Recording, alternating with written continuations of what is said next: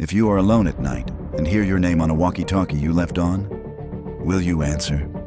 By the time they responded, it was too late.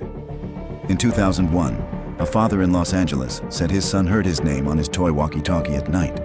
It would only turn on at 3:17 a.m. and repeat the same phrase, "Find me."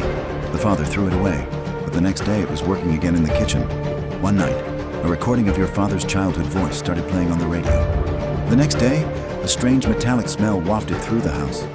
The father smashed the radio, but the pieces were still in his son's bed the next morning. Suddenly, the walkie-talkie worked again and said, "There's no one among us." The father tried to leave the house, but the doors were locked. The incident was entered in the TATKIK file, but the records disappeared in the daylight. And now, this radio sends the same signal at 3:17 in another house.